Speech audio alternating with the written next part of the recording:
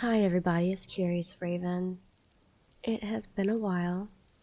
I have been extremely sick with fever, and first my husband got it and then he gave it to me, and I'm still trying to recover. My voice is not great right now. Nose and sinuses are stuffed up, and I have been coughing a whole bunch, but I decided I've got to get through this. It's been too long. I can't do this to y'all, waiting so long to put something out.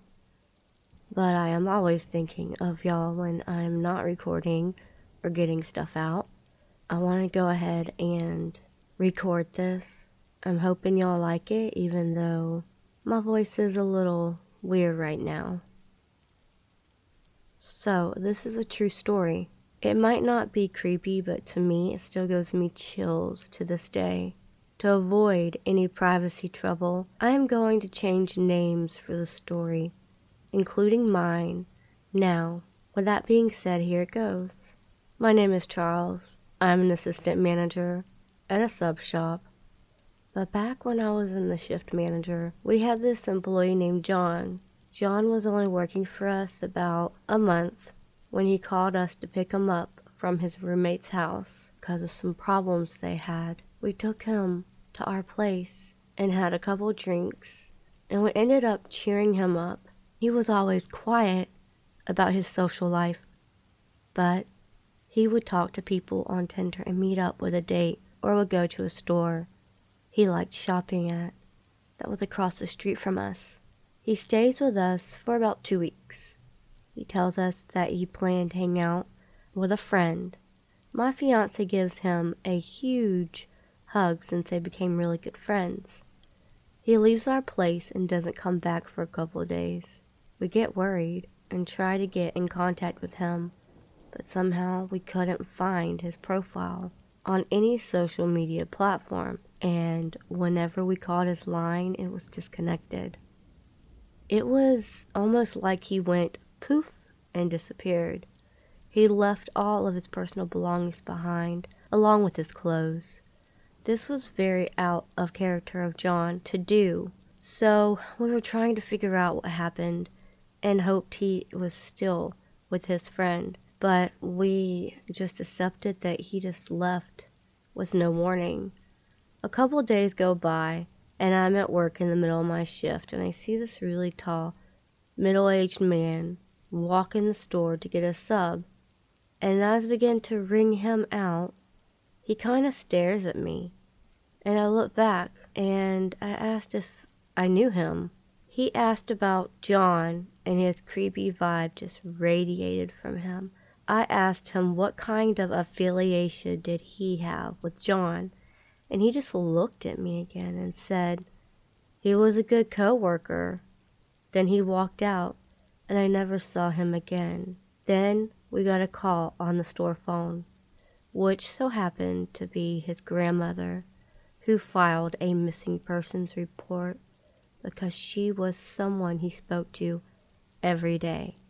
And ever since then, there has been no trace of him, and something tells me that the guy had something to do with it. But something told me to stop asking questions, and that guy just gave me a huge chill down my spine.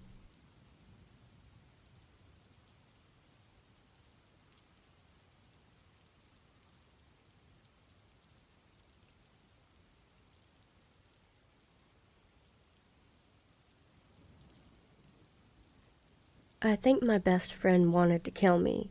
I should clarify that we are not friends anymore. It started when we met in primary school, year 4. I had just joined a new school and was assigned a person to stay with me and introduce me to people. We'll call her Jay. She seemed nice enough. Her mother was in the PTA and very kind woman. But Jay was odd. She would look at me like I ruined her life, always staring with her hand behind her back. Skip forward to when we were at secondary school, and I was at her house. Her parents had gone out for the night. We were baking brownies when I turned around to get a baking tray, and the moment I grabbed it and turned back, To her, I saw her slip something into them. I brushed it off and decided my eyes were playing tricks on me. Later that night, when the brownies were done and we had them out on a plate ready to eat, I heard a knock at the door. I got up to open it and froze when I reached the door because I heard Jay get up and walk out the room, yelling, "Bathroom?" She went 5 minutes ago, though. I remember what I got up to do when I heard another knock at the front door, followed by a female voice yelling, "Help!" I ran to open it, but got a bad feeling, so decided to put the chain on it first. But there was nobody out there. I felt scared, so put a movie on and wait for Jay to come back. After calling my mother to tell her what happened, she told me she'd pick me up soon. I realized I had forgotten about the brownies, so to calm my nerves, I took a bite. Food always helps. All I remember after that is waking up in a hospital and never seeing Jay again. Sorry, my writings aren't too good. English is not my first language.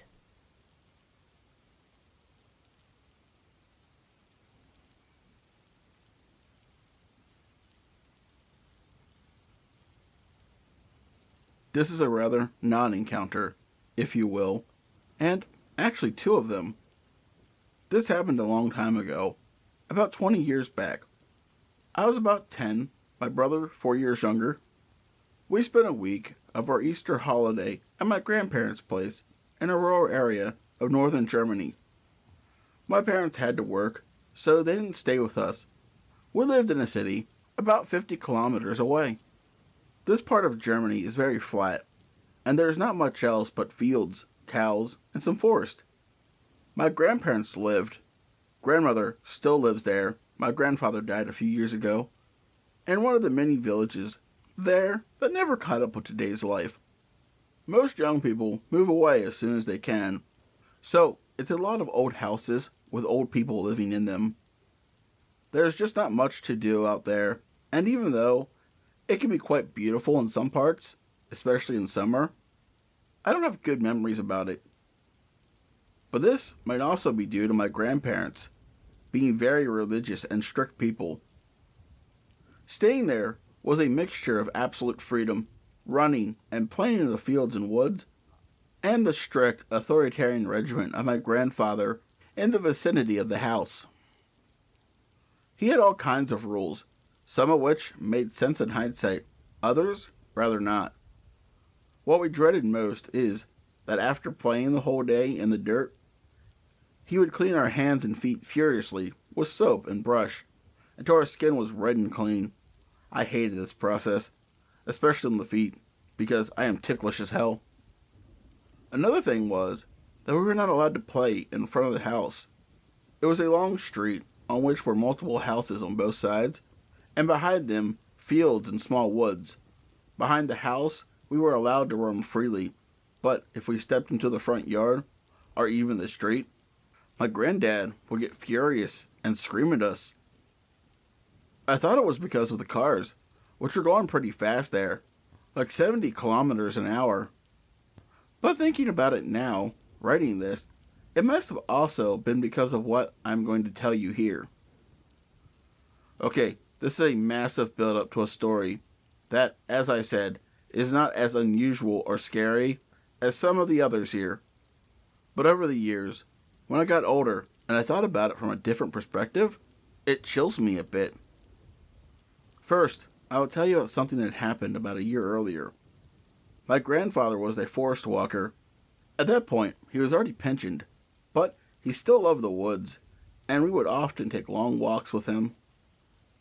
One time, we were walking on an access road to a lumber yard, pretty close to the village. My brother and I were playing Lord of the Rings with sticks. We were crazy about it when we were kids. I still am. Lord of the Rings, not stick fighting. While he was just walking along. At some point, we were playing pretty wildly. He raised his voice and ordered us to stop and be quiet. He has a very authoritative voice, and when he told us something, we usually wouldn't fuck around and obey. Still, we were pretty confused, because it was outside, and there was no one around that could be bothered by our play, except one person that was, walking about 100 meters ahead of us. I couldn't see much from the distance, just that it was probably a woman, because the person had longish gray hair. She was walking in the same direction we were, so she had her back turned, and probably hadn't noticed us. Grandpa waited without explaining himself until she turned around a corner, and only then we continued our way. We took another turn and made a little detour and took another path back to the house. I remember that I found the situation a bit strange, even surreal, but being a kid, I didn't continue to think about it long. Okay, back to where I set off though. That afternoon, we were home alone with my grandmother, because Grandpa was out with the car to get groceries or something. I can't remember. Grandma decided that we get some cake from the local bakery to go with tea later that afternoon. Tea is kind of a big deal in Eastern Frisia. This part of Germany, like the Brits, we traditionally have 3 o'clock tea. We were just leaving the property through the front yard as my grandma got spooked. Looking down the road, she heard us back inside, where we stood in shoe and jacket in the hallway for about a minute, while she was kind of looking through the blinds of the window to the street. It was such an awkward situation and very unusual, since my grandma was usually super strict about not wearing shoes in the house. After a while, she told us to stay where we were and went outside through the door. I got a short glance at a woman, seemingly standing at the gate, looking towards the house. Of course, we went to the window ourselves to see what the heck was going on. I remember that it felt like a game. We were pretty excited because the whole situation was so unusual, and we felt like spies trying to figure out what this all was about. But it was just Grandma talking to this older woman who was dressed a bit unusual for that area. Usually, all the old people look somewhat the same here. Same type of clothing, same hairdos. That woman was wearing some kind of vest and cargo pants, and her hair was pretty unkempt. She was carrying a school backpack, which I somehow remember especially clearly, because I had never seen an old person carrying a child's backpack. My grandmother was exchanging some words with her we couldn't understand. Then, after a while, the woman would leave, and my grandmother was standing there for another minute or so before she returned to the house. I can't remember what she said afterwards, but we didn't go for cake that afternoon. Later, I recall her and Grandpa having somewhat of a heated discussion in the kitchen while we were watching TV in the living room. I don't know what all this was about. I never really asked, but I always had a weird feeling about these encounters. I really wondered what the heck was up with that woman and why my grandparents reacted like this. Maybe it was just some kind of village feud or something. I don't know. But for me as a child, it felt like something sinister was going on. Maybe I will ask my grandparents next time I go there, which is not very often because I really don't like that place. Update. I just got off a call with my mom. She had quite the story to tell. She actually had a run-in herself with that lady when she was in school. Apparently, there had been some accident in the past, and the woman had been a bit derailed since then. My mother had seen her around before giving her and the other children a weird look when they were on their way from school, but since she kept her distance, nobody was too concerned. But one time, my mom was supposed to be picked up by my granddad to go to the next town to buy new shoes or something, and she waited at school for him while all the other kids went home. He was a bit late, and she had waited a bit, and this time the woman approached her and made small talk. My mom said she didn't remember that she was wearing anything weird back then. It must have been in the 60s/70s, so the lady was probably the same age as my grandparents at that time. But that her way of speaking really creeped her out. The woman told her she had children in her age and she wanted her to come play with them. According to my mom, that was strange though, since it was a rural area and all the kids from the surrounding villages went to the same school, and she would have met them before. Of course, my mom said no, and that she had to go, and that she might come by another time. Luckily, my grandfather pulled up in that moment, and she said goodbye and got into the car. When she told my grandfather about it, he got very upset and told her to never talk to that woman again. She told me in that moment she was way more scared of my granddad than of that woman because he was so mad. After that, she had to always go together with her friends when she left school, and sometimes my grandmother even came to pick her up. Apart from the woman being a bit creepy, my mom never understood why he got so upset, and even though she asked a few times, she didn't get much out of him, apart from that woman was not quite right in her mind, and that she could be dangerous. While my mom left school a few years later, she left to the city to work, and she never saw that woman again, or even thought about this incident. She also doesn't know what happened to her, so I have to admit, I'm kind of curious for Christmas now when I'll see my grandma. I will ask her about it, and I promise I will post an update.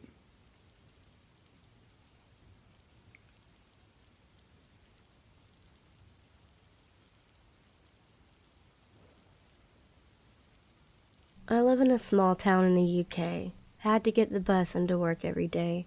I was around 18 at the time. Every morning whilst I waited for my bus, another would turn up doing a different route and stop for about 5 minutes, as it was always early. I've been using this stop for about 2 years.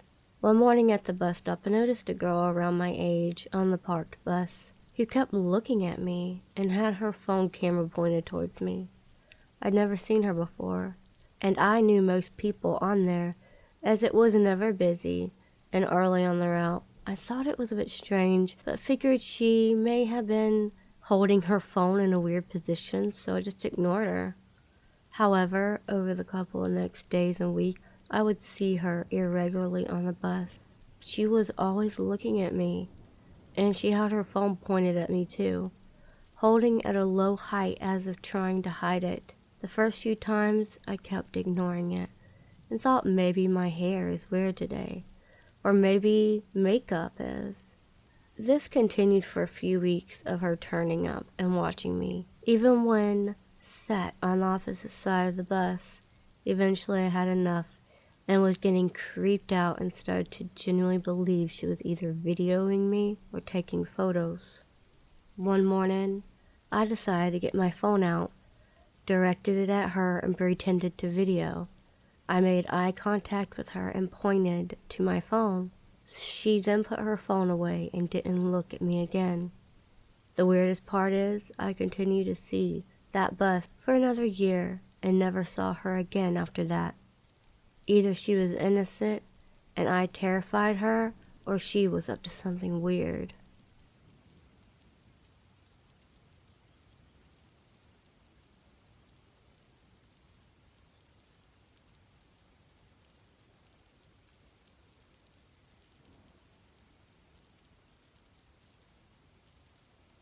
So once, when I was probably like 10 or 11, me and my friends were going to go to the corner market to get some candy for a sleepover.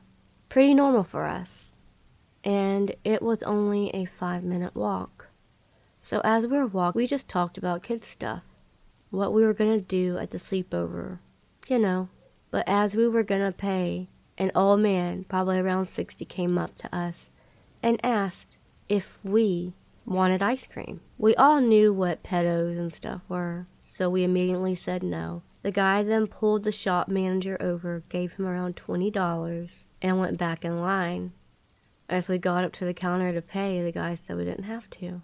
Presumably the old man had paid for us. So we just said okay and sprinted out of there, and I swear I saw him following us to my friend's house.